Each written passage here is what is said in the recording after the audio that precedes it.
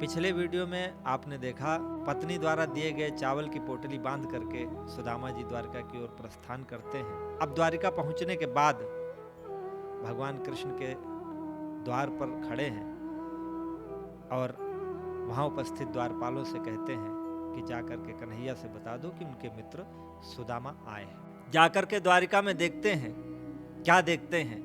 सोने के महल हैं, अट्टालिकाएं हैं, ऊंची ऊंची इमारतें हैं, सुंदर सुंदर लोग हैं कि दीठी चक्का चौंध गई देख तो सुवर्णमयी, एक ते सरस एक द्वारिका के भवन है, पूछे बिन को कहू काहू सु करे न बात, देवता से बैठे सब साधे साधी मौन है, देख तो सुदामा धाये पौरजन गहे पाए, कृपा करी कहो विप्र कहाँ कीनो गौन है, धीरज अधीर के हरन पर पीर के, बताओ बलबीर के महल यहाँ कौन है। सुदामा जी पहुंचते हैं, देखते हैं स्वर्णमयी गगनचुंबी इमारतें बनी हैं। वहां के लोगों ने ब्राह्मण सुदामा को देखा और आदर के साथ पैर छूते हैं और कहते हैं कि ब्रह्म देवता किधर प्रस्थान कर रहे हो? तो उन्होंने कहा कि जो दूसरों के दुख हरने वाले हैं अर्थात भगवान कन्हैया का महल इधर कौन है?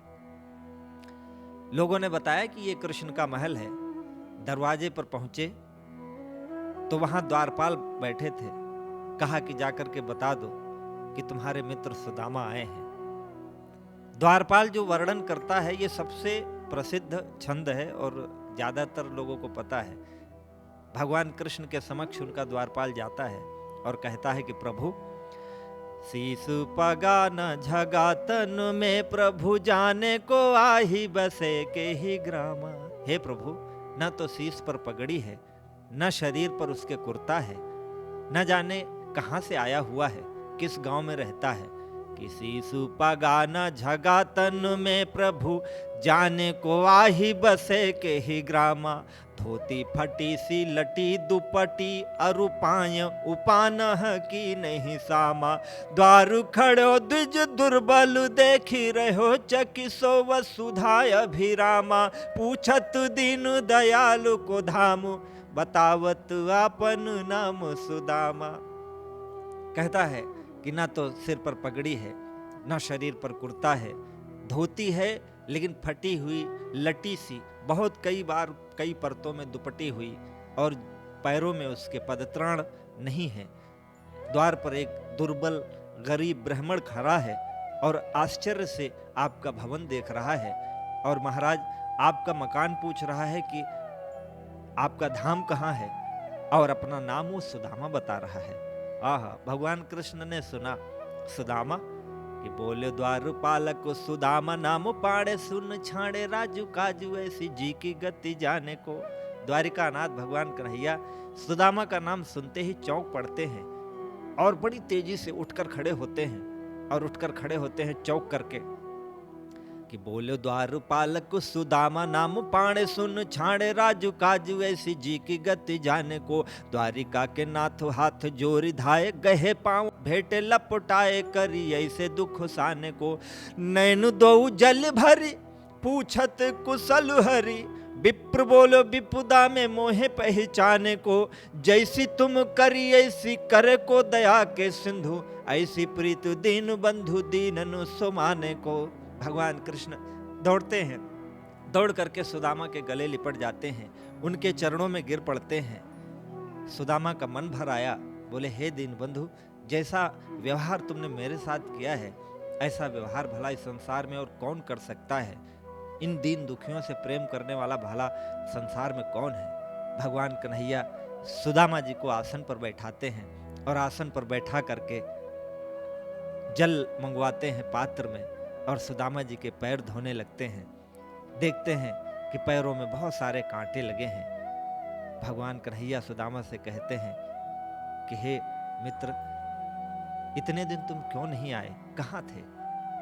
ऐसे बिहाल बिवाइन सो पग, कंटक जाल लगे पुनि जोए, हाय महादुख पाए सखा तुम, आए इते न किते दिन खोए, आए इते न किते दिन खोए। देखी सुदामा की दीन दशा, करुणा करके करुणा निधि रोए, देखी सुदामा की दीन दशा, करुणा करके करुणा निधि रोए, पानी परात को हाथ छुयो नहीं, नैनन के जल सो पग धोए, पानी परात को हाथ छुयो नहीं, नैनन के जल सो पग धोए। सुदामा की दीन दशा देखकर भगवान कृष्ण रोने लगते हैं। पैर धोते धोते परात में पानी भरा है, लेकिन उस पानी को न छू करके भगवान कन्हैया अपनी आंखों से रोते हुए आंसुओं से सुदामा जी के पैर धोते हैं।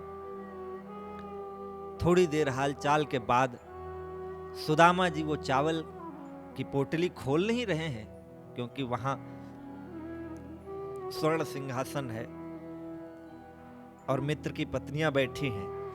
सुदामा जी संकोच कर रहे हैं, विविध प्रकार के व्यंजन हैं। सुदामा जी वो पोटली चुपचाप दबाए हुए हैं कि कहीं कोई देख ना ले, लेकिन भगवान कृष्ण, योगेश्वर कृष्ण, जिन्हें सब पता है, बोले सुदामा से कि सुदामा, कछु भाभी हमको दियो, सो तुम काहे न देत, चापी पोटरी कांख में, रहे कहो कही हेतु।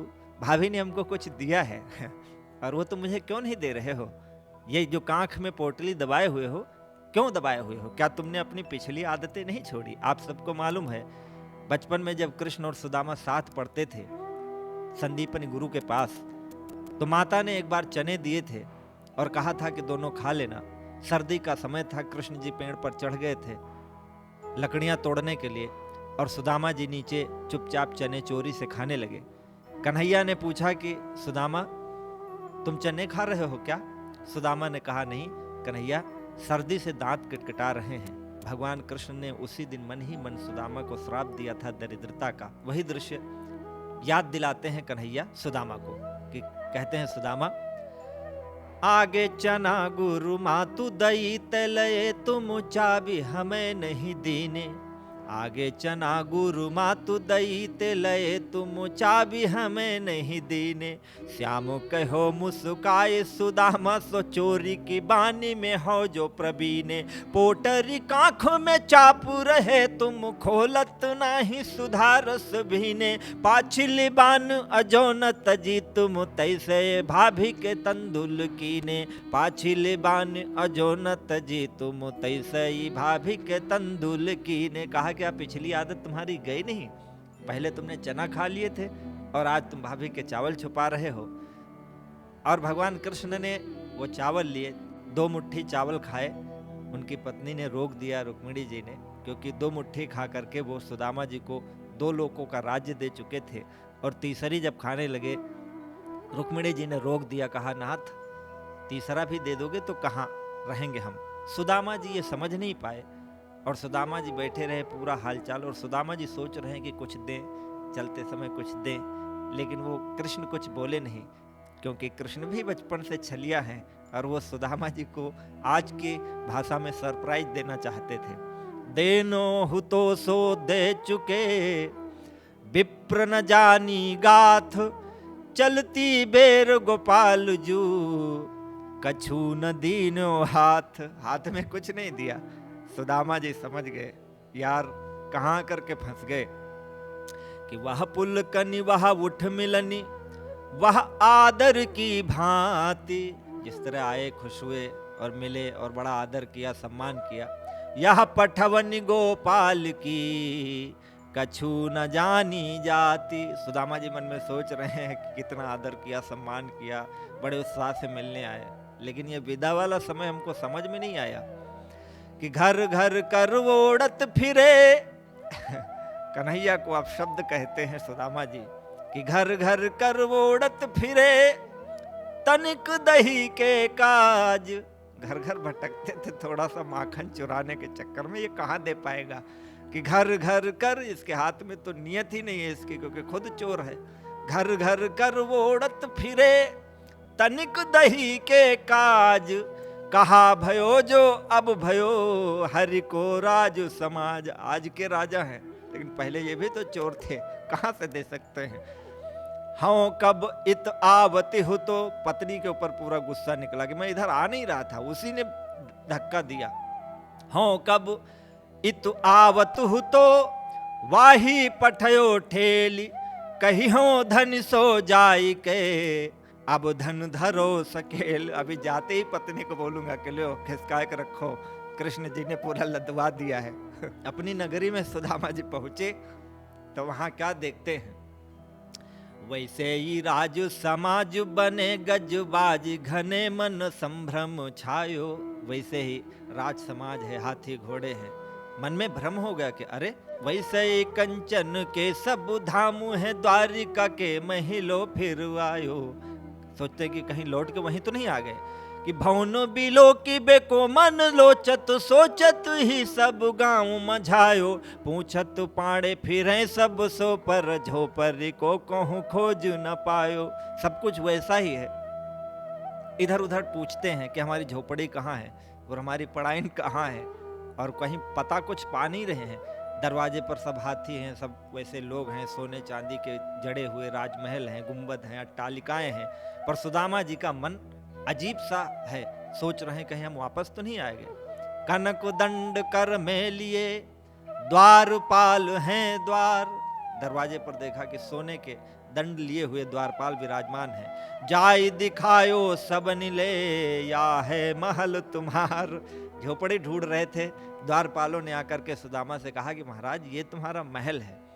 सुदामा जी जाते हैं महल में, अपने द्वारपाल लेकर जाते हैं, पत्नी मिलती है। पत्नी सजी धजी सोना चांदी आभूषण हीरे जवाहरात पहने हुए खड़ी है। पांडे जी दुखी हो जाते हैं, कहते हैं कि टूटी सी मड़ैया मेरी परी हुतिया ही ठोरता में परो, दुखो काटो कहाँ है मुधामुरी, जेवर जराऊ तुम साजे प्रति अंग अंग, सखी सो है संग वाह छूछी होती छामुरी, तुम तो पटम्बरूरी ओढ़ी हो किनारी, दारू सारी जर तारी वाह ओढ़े कार कामुरी, मेरी वा पणाइन तिहारी अनुहारी, ही पे विपदा सताई वाह पाई कहाँ पामुरी। कहा कि मेरी पढ़ाइन बेचारी विपत्ति की मारी हुई है, थी तो तुम्हारी जैसी ही, लेकिन ये सोने के आभूषण, ये हीरे जवाहरात वो बेचारी कहां पाएगी। अब सुदामा जी से बताया सबने कि नहीं, भगवान कृष्ण की कृपा से यह सब संभव हुआ है। सुदामा जी का जीवन बदल गया। अंतिम छंद है कि कैवाह टूटी सी छानी हती, कहाँ कंचन के सब धाम सुहावत, कै पग में पनही न हती, कहाँ ले गजराज हूँ ठाढ़े महावत, भूमि कठोर पे रात कटे, कहाँ कोमल सेज पे नींद न आवत, भूमि कठोर पे रात कटे, कहाँ कोमल सेज पे नींद न आवत, कैजुर तो नहीं कोदो सवा, प्रभु के परताप ते दाख न भावत। कहाँ कोदो सवा नहीं था, कहाँ आज सुदामा को चावल नहीं भा रहे हैं, कहाँ टूटी सी झोपड़ी थी, कहाँ कंचन के महल हैं, कहाँ पैरों में जूते नहीं थे, कहाँ हाथी घोड़े दरवाजे पर विराजमान हैं। यह सब भगवान कृष्ण की कृपा से ही संभव हुआ है। बोलिए वृंदावन बिहारी लाल की जय। यह वीडियो आपको कैसा लगा हमें कमेंट में ज़रूर बताइएगा। ये बहुत ही रोचक प्रसंग है, मैं हो सकता उतना अच्छा न कह पाया हूँ, लेकिन हमारे नए बच्चे जो इसको पढ़ते हैं वो इस तरह से पढ़ेंगे, इस तरह से सुनेंगे तो उनकी रोचकता कविता में बढ़ेगी। हिंदी कविता में बहुत रस है, बहुत आनंद है। मैं आप सबसे चाहूँगा कि सुदामा चरित्र जरूर पढ़ें, नरोत्तम दास द्वारा रचित है। जय श्री कृष्ण।